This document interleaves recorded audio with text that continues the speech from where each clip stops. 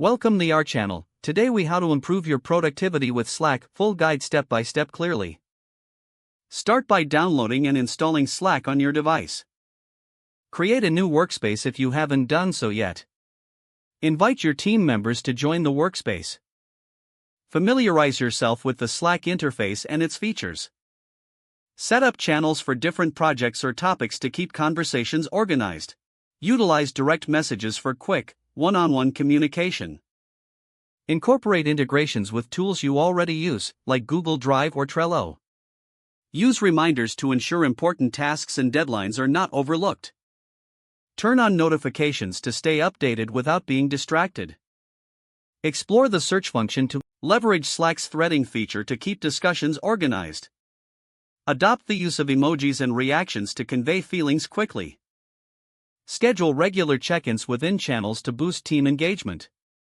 Consider using Slack bots to automate repetitive tasks. Create a dedicated channel for sharing wins and achievements to foster motivation. Use status updates to communicate your availability. Encourage your team to share resources and insights within channels. Regularly review your workflow to identify areas for improvement. Make time for fun with casual channels to maintain team morale. Experiment with workflow shortcuts to streamline your routine.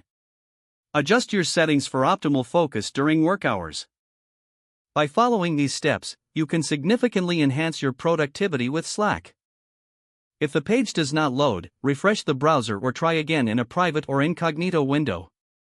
Make sure you are using the correct email address, then retype it carefully to avoid small typos. If your password is not accepted, use the reset option and create a new strong password you can remember. Check your spam folder for verification or security emails, then complete any requested confirmation steps. Enable two-factor authentication if available to improve account security and reduce unauthorized access risk. After signing in, review your profile details so your contact information and settings are accurate and current. Don't forget to like this video and subscribe to our channel for more step-by-step tech guides.